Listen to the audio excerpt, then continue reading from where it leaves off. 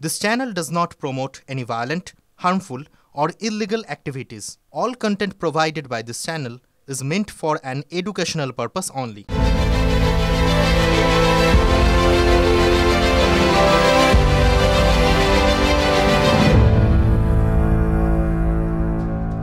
কিছু স্পেশাল কথা বলার সময় এখন। শুধু যাওয়া আসা, শুধু স্রোতে ভাষা।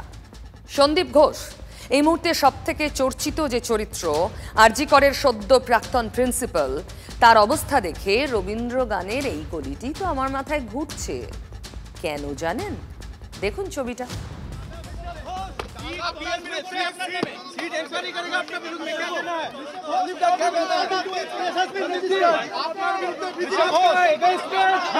রোজই তিনি যাচ্ছেন, সিজিওতে যাচ্ছেন। কোথায় ছুটি? হাইকোর্ট ছুটি দিল, তাকে রোজ সল্টলেকে গিয়ে সিবিআই কর্তাদের মুখোমুখি বসতে হচ্ছে। ফিরছেন সেই মধ্যরাতে। শুধু রাতে ঘুমানোর সময়টুকু ছাড়, আবার সকালবেলা উঠে দৌড়। আজও গেছেন, মঙ্গলেও। পঞ্চম দিন আজ।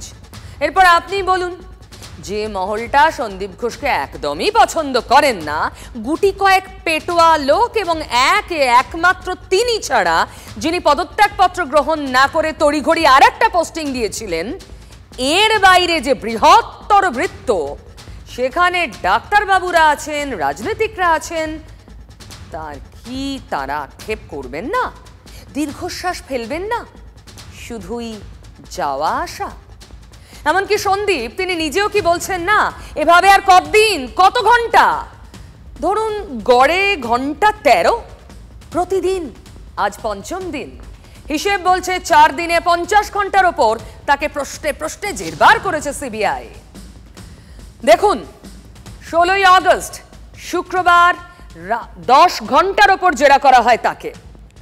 ওই দিনই মাঝরাস্তা থেকে সন্দীপকে ছো মেরে চিলের মতো তুলে নিয়ে গিয়েছিল সিবিআই। মধ্যরাতে বাড়ি ফেরেন। তারপর চলছে পরদিন শনিবার 13 ঘন্টা, রবিবার 14 ঘন্টা, সোমবার 12.5 ঘন্টা। এরপর মঙ্গলবার সকালে ফের সিজিওয়ে ছুটেছেন সকাল 10:30টায়। যদি বেরিয়ে আসেন তাহলে ধরে নেওয়া যায় আজও গড়ে ওই 12-13 ঘন্টাই সিবিআই এর প্রশ্নের মুখে পড়বেন তিনি। আরজি করের প্রাক্তন প্রিন্সিপালের কি ধৈর্যের পরীক্ষা নিচ্ছে সিবিআই, নাকি এটাও তদন্তেরই কৌশল? প্রশ্নে প্রশ্নে জেরবার করে, আগে মানসিকভাবে বিধ্বস্ত করে, তারপর আসল কথা পেট থেকে বের করা, যাতে সহজেই উগরে দিতে পারেন। সিবিআই লেগেছে, খালি ওই প্রিন্সিপাল সন্দীপ ঘোষকে জেরা করলে উল্টো টাংলেই সব বেরিয়ে আসবে। তাকে যত ডিগ্রি, 3rd ডিগ্রি যাই হোক, তাকে করে তার পেট থেকে কথা বার করা উচিত। বাকি সিবিআই অ্যারেস্ট করেনি, প্রথম কথা। আমরা কি জিজ্ঞাসাবাদ করেছি, দ্বিতীয় কথা। আর এটা পুরো আন্ডার ইনভেস্টিগেশন আছে, সেজন্য আমি কিছু বলতে পারবো না। বাট আপনাদের কাছে একটা সবিনয় অনুরোধ, প্লিজ রিউমার স্প্রেড করবেন না। কেন রিউমার স্প্রেড করব? গুজব ছড়ানো টিভি 9 এর কাজ নয় সন্দীপ বাবু, আপনি হাড়ে হাড়ে জানেন সেটা। তবে এই 50-52 ঘন্টা ধরে কি অস্বস্তির মুখে পড়তে হলো সন্দীপ ঘোষকে? তিলোত্তমার মৃত্যুকে কেন তড়িঘড়ি আত্মহত্যা ঘোষণা? মৃতদেহ দেখেই কি বোঝা যাচ্ছিল অস্বাভাবিক মৃত্যু? তাহলে কিসের ভিত্তিতে আত্মহত্যার তত্ত্ব? যেখানে অপরাধ ঘটেছে সেই জায়গা সুরক্ষিত রাখার কথা একবারও মনে হলো না সন্দীপ ঘোষের। তথ্য প্রমাণ নষ্ট করতে দিলেন কি করে? তদন্তকারী অফিসাররা যাওয়ার আগে কেন সেই জায়গা সুরক্ষিত রাখা হলো না? কেন তিলোত্তমার পরিবারকে ভুল তথ্য দেওয়া হলো? কেন পরিবারকে খবর দিতে দেরি হলো? ঘটনার পর কার কথা শুনে ইস্তফা দিয়েছিলেন সন্দীপ? ইস্তফার সিদ্ধান্ত কেন নিয়েছিলেন? এর বাইরেও সঞ্জয় রায়কে নিয়ে একাধিক প্রশ্নের মুখে পড়তে হয় সন্দীপকে। সঞ্জয়কে চিনতেন? সঞ্জয়ের হাসপাতালে অবাধ গতিবিধি হলো কি করে? আপনি কি কাউকে বলেছিলেন যে মেয়েটি আত্মহত্যা করেছেন? একদম ভুল। এই কথাগুলি দুর্ভাগ্যবশত আমার মুখে বসিয়ে অপপ্রচার করা হয়েছে, আমার নামে আমাকে বদনাম করা হয়েছে। আপনি কি কাউকে বলেছিলেন যে এই ঘটনাটার মেয়েটি কেন ওই সেমিনার রুমে শুতে যাবে? একদমই নয়, এগুলো সমস্ত ভুল। আপনারা আশা করি ভুল বলি এর কোনো সত্য যাচাই করতে পারবেন না, কারণ কোনো ভিডিও ক্লিপ, কোনো অডিও ক্লিপ, কোনো হোয়াটসঅ্যাপ কোথাও দেখাতে পারবেন না আমি এরকম কথা বলেছি। কোনো ছাত্র পলিটিক্যাল কালারের মধ্যে থেকে এই কাজগুলো করেছে। পড়ুয়াদেরকে সেভাবে মোটিভেট করা হয়েছে, বোঝানো হয়েছে। আচ্ছা, যা বলছেন সন্দীপ ঘোষ তাতে গোটা বিশ্ব ব্রহ্মাণ্ড তার বিরুদ্ধে চক্রান্ত করছে। কেন? তিনি কে? সবাই মিলে তার বিরুদ্ধে কথা বলবেন, এমনকি সুপ্রিম কোর্টও। আজ তো সুপ্রিম কোর্টেও এই সন্দীপ ঘোষের ভূমিকা প্রশ্নের মুখে উঠল। রাজ্যের আইনজীবী কপিল সিব্বলকে সন্দীপ নিয়ে একের পর এক অস্বস্তিকর প্রশ্ন ফেস করতে হলো। বিচারপতি পারদিওয়ালা জানতে চান প্রথম কে এফআইআর করেছিলেন, কোন সময় এফআইআর হলো। কপিল সিব্বল জানান রাত 11:45-এ প্রথম অভিযোগ দায়ের হয়েছে, দায়ের করেছেন বাবা। আর তা শুনেই উষ্মা প্রকাশ করেন প্রধান বিচারপতি DY চন্দ্রচূড়। ঘটনা হলো ভোরে, অভিযোগ দায়ের হলো রাত 11:15টায়। তার আগে প্রিন্সিপাল, ভাইস প্রিন্সিপাল কি করছিলেন? কলেজ কর্তৃপক্ষ কি করছিল? কেন আরজি করের প্রিন্সিপাল প্রথমে অভিযোগ করলেন না, মানে সন্দীপ ঘোষ? ঘটনার সময় মৃতার মা বাবা সেখানে ছিলেন না। তাহলে এফআইআর দায়ের করার দায়িত্ব আরজি কর মেডিকেল কলেজ কর্তৃপক্ষের ওপরেই বর্তায়। কর্তৃপক্ষ কে? প্রিন্সিপাল সন্দীপ ঘোষ। তিনি ইস্তফা দিলেন, তারপরে কেন তাকে অন্য মেডিকেল কলেজে কয়েক ঘন্টার মধ্যে পুনর্বহাল করা হলো তা নিয়েও বিস্ময় প্রকাশ করেছেন বিচারপতি। সুপ্রিম কোর্টের এই প্রশ্নে তৃণমূলের শীর্ষ নেতাদের অস্বস্তি বাড়বে এ বিষয়ে আমার তো কোনো সন্দেহ নেই। এই একই প্রশ্নেই তো ঝাঁঝ বেড়েছে আন্দোলনের। মেডিকেল পড়ুয়া থেকে ডাক্তারদের সংগঠন এক প্রশ্ন তুলে রাজপথে। আন্দোলনকারীদের কাছে ভুল বার্তা গিয়েছে, এমনকি তৃণমূলের ঘরেও একই প্রশ্ন। বিরোধীরাও 2-2-4 করছেন। Professor doctor Sandeep Ghosh, Principal RG Kar Medical College and Hospital, Kolkata, will act as Principal, Calcutta National Medical College and Hospital. কার বিরুদ্ধে লড়ছি আশা করি আজকে আপনাদের কাছে এটা পরিষ্কার। সন্দীপ ঘোষকে পুনর্বাসন দিতে হবে এবং সেই কলকাতা শহরে দিতে হবে আরজি কর মেডিকেল কলেজ থেকে কয়েক কিলোমিটার দূরে ন্যাশনাল মেডিকেল কলেজে, যেখানেই তিনি MSVP ছিলেন সেখান থেকেই আরজি করে প্রমোশন পেয়ে প্রিন্সিপাল হয়ে এসেছিলেন। আবার তাকে back to national medical college এটা করিয়ে দেওয়ার কি বাধ্যবাধকতা আছে, কোন গূঢ় সেই কারণ, সেটা জানতে চায় সারা মেডিকেল কমিউনিটি। একজন আপাদমস্তক দুর্নীতিগ্রস্ত প্রিন্সিপালকে বাঁচানোর জন্যে আজকে এত বড় ক্ষতির সম্মুখীন আমরা কেন হব? কেউ বা কারা মমতাদির কাছে বোঝানোর চেষ্টা করছে এই একমাত্র প্রিন্সিপাল তৃণমূলপন্থী। আরজি কর কলেজের 2 তৃণমূল অনুগামী চিকিৎসক গোষ্ঠীর মধ্যে প্রবল দ্বন্দ্ব। তখন কোন এক অজ্ঞাত কারণে ওই সন্দীপ ঘোষকে নিয়ে এসে তাদের মাথার উপরে বসানো হয়েছিল কার আশীর্বাদে, কার অনুপ্রেরণায়। আবার তিনি যখন পদত্যাগ করতে চাইলেন, সম্পূর্ণ সরকারি চাকরি থেকেই তিনি অবসর নিতে চাইলেন বলে বিবৃতি দিলেন, মাত্র 4 ঘন্টার মধ্যে আবার তার পোস্টিং হয়ে গেল কোন কারণ? এবং এত অপরাধী যে রেজিগনেশনের পর মুখ্যমন্ত্রী তাকে বুঝিয়েছেন না রেজিগনেশন দেবেন না, আপনাকে আমি অন্য জায়গায় ট্রান্সফার করে দিচ্ছি। কি পাওয়ারফুল! হাসপাতালের যিনি প্রধান তিনি তো অরণ্যদেবের মতো ঘুরে বেড়াচ্ছেন বাউন্সার নিয়ে। তিনি বলেন আমি পদত্যাগ করে দিলাম, সরকারি চাকরি ছেড়ে দিলাম, তার কয়েক ঘন্টার মধ্যে দেখা যাচ্ছে আরেক জায়গায় গিয়ে অধ্যক্ষের পদ মানে অলঙ্কৃত করছেন। যদি সরকারি চাকরিতে না থাকে তাহলে আসল কথা যদি বলে দেয় কখনো, তাহলে বিপদ। আমরা তো দল থেকে কাউকে বলা যায় না একে রাখুন, ওকে পাঠান, এটা তো দলের বিষয় নয়, এটা সম্পূর্ণভাবে প্রশাসনের বিষয়। শাসকের মুখর নেতা কুণাল ঘোষ গতকালও ওই আরজি করে কি সব নাকি চক্রটক্র আছে তার ডকুমেন্টস সিজিওতে গিয়ে সিবিআই এর হাতে তুলে দিয়ে এসেছেন। আবার আজ সুপ্রিম কোর্ট এই সন্দীপ নিয়ে প্রশ্ন তোলার পর বয়ান বদলে ফেলেছেন দলের পক্ষ থেকে। রাজ্য স্বাস্থ্য প্রশাসন সন্দীপ ঘোষকে আরজি কর থেকে যে ন্যাশনালে পাঠিয়েছেন, যেটা এখন কোর্টে গিয়ে আটকে আছে, যদি রাজ্য স্বাস্থ্য প্রশাসন অবিলম্বে সন্দীপ ঘোষকে আনুষ্ঠানিকভাবে নতুন পোস্টিং থেকে অব্যাহতি দিয়ে দেন,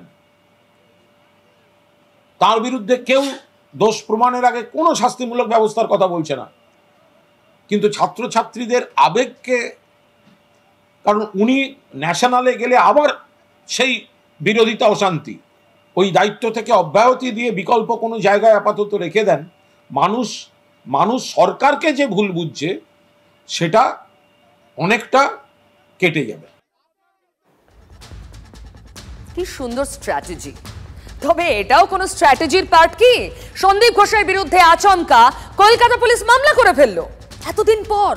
চলতি বছরের জুন মাসের টালা থানায় তার বিরুদ্ধে দুর্নীতির অভিযোগ হয়। প্রায় 3 মাস পর সেই অভিযোগকে সামনে রেখে সন্দীপের বিরুদ্ধে প্রিভেনশন অফ করাপশন আইনের ধারায় মামলা রুজু হলো। মামলা রুজু করতে পুলিশের 3 মাস লাগলো। তারপর আবার তড়িঘড়ি এসআইটি তৈরি হলো। সেফ কাস্টাডির বন্দোবস্ত করছে নাকি এ রাজ্যের পুলিশ সন্দীপ ঘোষের জন্য? সন্দীপকে নিয়ে যে কোনো সময় ইডিও টানাটানি শুরু করতে পারে, ওই যে আর্থিক তছরূপের অভিযোগ আরজি করে। তাই আগে থেকে পাকা বন্দোবস্ত। সমস্ত আর্থিক দুর্নীতির অভিযোগকে মাথায় রেখেই পুলিশ আগে থেকে মামলা রুজু করে দিল। কাস্টাডিতে নিতে চায় সন্দীপকে। রাজ্য সরকার যদি মনেই করে যে দুর্নীতি হয়েছিল তাহলে এটা আগেই দিতে পারতো। দুর্নীতি মুক্তভাবে দুর্নীতির সাথে জড়িয়ে রেখে এই 3 বছর অতিবাহিত করা হলো কেন? এবং যদি অতিবাহিত করা হয় তাহলে যে দুর্নীতি চলছিল সেই দুর্নীতিকেই তো আরো বাড়াবা দেওয়া হলো। আমরা এটার মধ্যে পজিটিভ কিছু দেখতে পাচ্ছি না। অনেক অবৈধ কাজ, অসামাজিক কাজ হসপিটাল হয়, তো সবাই জানতেন, নাহলে ওই সন্দীপ ঘোষকে বারবার ট্রান্সফার করার পরে কি করে ফিরে আসে? কি এমন স্বার্থ আছে মমতা ব্যানার্জি তাকে বাঁচাবার চেষ্টা করছেন? বিগত 3 বছরে আরজিকর মেডিকেল কলেজ এবং তার প্রিন্সিপালকে কেন্দ্র করে একের পর এক যে ধরনের ঘটনা, আলোচনা, সমালোচনা সামনে এসেছে, তাতে মমতা বন্দ্যোপাধ্যায়ের স্বাস্থ্যের যে মডেল, যেটা সারা ভারতবর্ষে রোল মডেল, কোথাও একটা সেটাতে কালির ছিটে লাগছে। একজনকে সন্দীপ ঘোষ করা হয় এই পলিটিক্যাল সিস্টেম। এই পলিটিক্যাল সিস্টেম চাই এক সন্দীপ ঘোষকে সরিয়ে দিলে আরেক সন্দীপ ঘোষ জন্মাবে। এই পলিটিক্যাল সিস্টেমটাকে ভেঙে দিন। He should be under criminal proceeding for tampering of evidence. আমি জোরহাত করে মুখ্যমন্ত্রীকে অনুরোধ করছি, রেজিগনেশন নয়, বদলি তো দূরের কথা, স্যাক হিম। দেখুন, এই বিষয়ে নিশ্চয় আপনার মনেও সন্দেহ নেই ঠোঁট কাটার মতোই যে সন্দীপ ঘোষ এ রাজ্যের সরকারের প্রশাসনের ব্লু আইড বয়। সেই ব্লু আইড বয় কি এখন খলনায়ক হতে চলেছে চাপে পড়ে নাকি? এই ব্লু আইড বয়কে জামাই আদরে রাখার জন্য পুলিশ ঘুঁটি সাজাতে শুরু করেছে। ওই যে পার্থ কেষ্টদের মতো, মনে নেই? কেষ্টর নামে আচমকা মামলা ঠুকে দিয়েছিলেন শিব ঠাকুর। তারপর পুলিশ কেষ্টকে হেফাজতে নিয়ে নিল। তাতে অবশ্য শেষ রক্ষা হয়নি। দেখা যাক সন্দীপের ঘুঁটিও সে পথে এগোয় কি না। তবে 1 পা পিছিয়ে, 1 পা এগিয়ে, 2 পা পিছিয়ে, আবার 1 পা এগিয়ে। বুঝলেন, আসলে আতশ কাচের তলায় সন্দীপ ঘোষ। মুখে বললেন পদত্যাগ করছেন, তারপরে অন্য হাসপাতালে বদলি। আজ আবার সেই সন্দীপের বিরুদ্ধে কড়া রাজ্য, বলতে পারেন চমক। সন্দীপ ঘোষের আমলের অনিয়মের অভিযোগের তদন্তে সিট তৈরি করল রাজ্য। মনে নেই সেদিনও ধর্নায় বসেছিলেন সুখেন্দু শেখর রায়, প্রশ্ন তুলেছিলেন সন্দীপ ঘোষকে নিয়ে। পদত্যাগ করে দিলাম, সরকারি চাকরি ছেড়ে দিলাম, তার কয়েক ঘন্টার মধ্যে দেখা যাচ্ছে সে আরেক জায়গায় গিয়ে অধ্যক্ষের পদ মানে অলঙ্কিত করছেন। এবং তার যা কাণ্ড কাগজে বেরোচ্ছে, তিনি নাকি প্রতিটি টেন্ডারে 20% করে কমিশন নিতেন। সুখেন্দু শেখর রায় তৃণমূলী হেভিওয়েটদের মধ্যে প্রথম যিনি সন্দীপ ঘোষের বিরুদ্ধে এত কড়া কড়া কথা বলেছিলেন। এখানে শেষ হয়ে গেল? এরপর এক্স হ্যান্ডেলে পোস্ট করে দিলেন, দেখাবো আর একবার। সিপি মানে বিনীত গোয়েল আর সন্দীপ ঘোষকে গ্রেফতার করে সিবিআই জেরার সওয়াল করলেন। সেখানে লিখেছিলেন, কেন 3 দিন পর স্নিফার ডগ? তৃণমূল সাংসদ বলে কথা তার পোস্ট। বিনীত গোয়েলকে বিঁধে গ্রেফতার করে হেফাজতে নিয়ে পাল্টা দলের সাংসদের বিরুদ্ধে সেদিন বলেছিলেন কুণাল ঘোষ। সুখেন্দু বাবু সিনিয়র, আমাদের সকলের শ্রদ্ধেয় নেতা, তার আবেগ, তার উদ্বেগ নিশ্চয়ই, কিন্তু তাই বলে পুলিশ কমিশনারের গ্রেফতার চাই এবং হেফাজতে নিয়ে জেরা চাই, এটা একটা অযৌক্তিক দাবি এবং এই দাবি বিরোধিতা করছে। এই অযৌক্তিক দাবি নিয়ে সরব হলো তৃণমূল কংগ্রেস। সুখেন্দুবাবু এক্সপোস্টে স্নিফার ডগ প্রসঙ্গ তুললেন আর ডেকে পাঠালো লালবাজার। গ্রেফতারির আশঙ্কায় হাইকোর্টে ছুটলেন সুখেন্দু শেখর রায়, তারপর পোস্টার ডিলিট করে দিলেন। কেন? সর্বভ্রম করছেন, পুলিশের খেয়ে দিয়ে কাজ নেই, ওনাকে গ্রেফতার করতেই যাবেন। এই যদি উনি টুইট করবেন, ডিলিট করবেন, দুঃখ প্রকাশ করবেন, তাহলে আর আমি ভয় করবো না এসব লোককে বিভ্রান্তিকর কথা বলে কোনো লাভ ছিল? কি হলো বলুন তো মাঝখানে? সুখেন্দু শেখর রায় আদালতে গেলেন, বিস্ফোরণ ঘটালেন সমাজ মাধ্যমে, তারপর সমাজ মাধ্যম থেকে মুছে ফেললেন সেই বিস্ফোরক বক্তব্য। হলোটা কি মাঝখানে? কুণাল ঘোষের রণংদেহী মূর্তি নরম হয়ে গেল পরের দিন। ব্যাপারটা কি? আজ আবার নতুন করে সিট তৈরি হলো সন্দীপ ঘোষের আমলের অনিয়মের অভিযোগের তদন্তে। তারপরই এক্স স্যান্ডেলে আবার সরব হলেন আর এক তৃণমূল সাংসদ জহর সরকার। কি লিখলেন?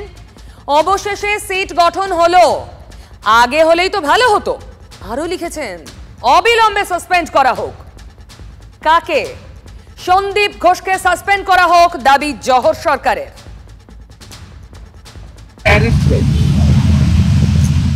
সঞ্জয় রায়ের পলিগ্রাফ না করে সন্দীপ ঘোষের পলিগ্রাফ করলেই তো সব পেয়ে যাবে। ওর মোবাইলগুলো ঘাটলেই তো কতবার কথা হয়েছে পেয়ে যাবে। স্বাস্থ্য প্রশাসনের বিষয়, জহর সরকার সিনিয়র এমপি, নিশ্চয়ই উনি কোনো বক্তব্য রেখেছেন, ফলে এটা স্বাস্থ্য প্রশাসন তারা গোটা বিষয়টা দেখছে। 50 বার কলকাতা পুলিশের সঙ্গে উনি কথা বলেছেন, এসপি দাসের সঙ্গে কথা বলেছেন, নারায়ণ স্বরূপ নিগমের সঙ্গে কথা বলেছেন। তাহলে দেরিতে হলেও স্পেশাল ইনভেস্টিগেশন টিম তৈরি হলো। জহর সরকার তো সে কথাই বললেন। এবার তাহলে সন্দীপ ঘোষের আমলে আরজি করের দুর্নীতির পর্দা ফাঁস হবে। ভাইলেশন করা, নিজের পছন্দের কোম্পানিকে বিভিন্ন রেট জিনিস পাইয়ে দেওয়া, এই যে র্যাকেট গোটা পশ্চিমবঙ্গে তৈরি হয়েছে, এর জন্য দায়ী হচ্ছে মমতা ব্যানার্জি। যেখানে অভিযোগ এসছে কোনো প্রশাসনিক তদন্তের দরকার, আর্থিক যদি কোনো অনিয়মের অভিযোগ এসে থেকে থাকে, তো মুখ্যমন্ত্রী সেখানে সিট গঠন করেছেন, তো ভালো কথা, তো স্বচ্ছতার লক্ষণ। তাহলে কোনটা ভালো? ওনার রাজনীতি তদন্ত হবে না, রাজনীতি চলবে, এটা কোনো কাজের কথা হল? কমপ্লিটলি সিট করেছে কিছু প্রমাণ লোপাট করার জন্য, যাতে মানি লন্ডারিং অ্যাক্টে এটি যদি কোথাও ঢুকে পড়ে, এটা আটকানোর জন্য করা হয়। সব ভবিষ্যৎটা তিনি প্রায়ই বলে দিয়ে থাকেন। তার থেকেই আমরা বারবার বলেছি যে বিজেপির এই রাজত্বকালে শুভেন্দুবাবু একাই প্রমাণ করে দিয়েছেন যে ইডি সিবিআই প্রধানত একটা দলীয় সংগঠনে পরিণত হয়েছে।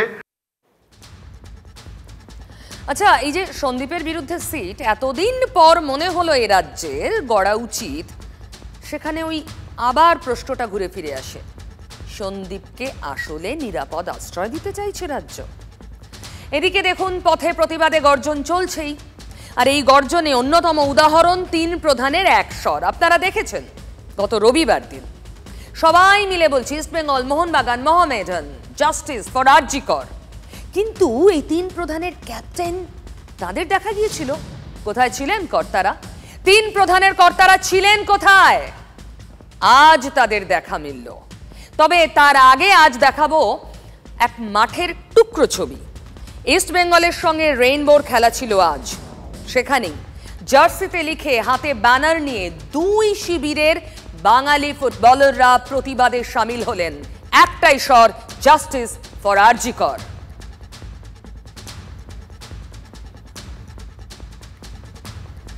এবং এই ছবি দেখার পরে দ্বিতীয়ার্ধ শুরুর পরই বন্ধ করে দেওয়া হয় সম্প্রচার। কেন? সমর্থকদের অভিযোগ, এর কারণ ইস্ট বেঙ্গল গ্যালারিতে আরজি কর হাসপাতালের ঘটনার বিচারের দাবিতে পোস্টার ছিল, তাই এই ব্যবস্থা। কর্তারা জানেন, স্বাধীন দেশের স্বাধীন নাগরিক যে কেউ স্বাধীনভাবে ল অর্ডার ভঙ্গ না করে যে কেউ করতে পারে, তার ব্যক্তিগত স্তর, সেখানে ক্লাব এবং তার কোনো প্রতিষ্ঠানের দায়বদ্ধতা থাকে না। নিশ্চয়ই তার ইচ্ছা হয়েছে সে করেছে। না আমরা জানতাম না, জানলেও আমার কিছু বলার ছিল না, করলে করবে, সমস্যা কোথায়? এই জাস্টিস তো সবাই চাইছে, আপনারা চাইছেন না? তাহলে ওরা চাইলে দোষ কেন? আগেও কলকাতা লিগের ম্যাচে মাঠে নামা মোহামেডান স্পোর্টিং এর ফুটবলাররা সরাসরি সামিল হয়েছিলেন প্রতিবাদে। দেখাবো সেই ছবি, দেখছেন আপনারা। ফুটবলারদের তরফে বিচার চাওয়া হয়। প্রশ্ন, এসব দেখে শুনে কর্তারা কি একটু নাখুশ? যে জায়গাটা ওরা প্রতিবাদ করেছে সেটা আমার মনে হয় সেই জায়গাটা করা উচিত না।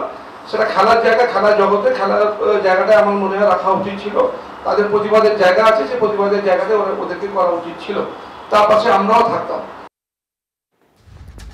যখন ডার্বি বন্ধ করে দেওয়ার প্রতিবাদে পথে নেমেছিলেন সমর্থকরা, ফুটবলাররা, তখন কাউকে দেখা যায়নি।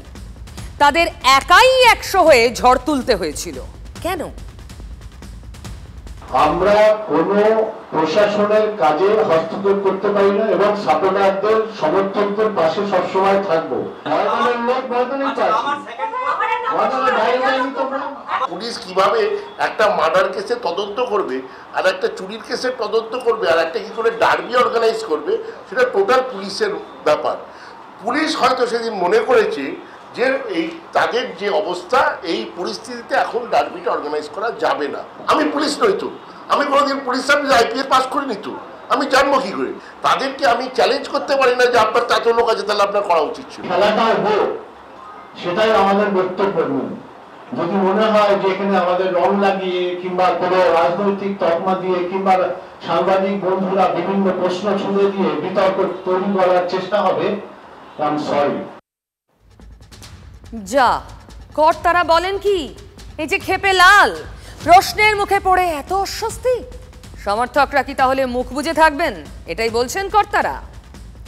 এ প্রসঙ্গে বলে রাখি, ডুরান্ডে শুধু ডার্বি বাতিল করে দেওয়া নয়, ডুরান্ড কাপের বাকি ম্যাচগুলো কলকাতা থেকে সরানোর সিদ্ধান্ত হয়েছিল। ক্ষোভ আরও বাড়ছিল। তবে জানা গিয়েছে মঙ্গলবার সকালে বিধাননগর কমিশনারেটের তরফে চিঠি দেওয়া হয়েছে ডুরান্ড কমিটিকে। বলা হয়েছে সেমিফাইনাল, ফাইনাল ম্যাচগুলো ফিরিয়ে আনার কথা, মানে এ শহরেই হবে ম্যাচ। তারপরই কি কর্তাদের মনে পড়ল একসঙ্গে বসে সাংবাদিক বৈঠকের কথা? আমরা কোনো রাজনীতিকরণকে সাপোর্ট করি না, কখনোই কোনো রাজনীতিকরণকে সাপোর্ট করি না। এই যে মুখ্যমন্ত্রীর পদত্যাগ চেয়েছেন যারা, আমরা সবাই চাই কি, আমরা জাস্টিস চাই তিলোত্তমার জন্য।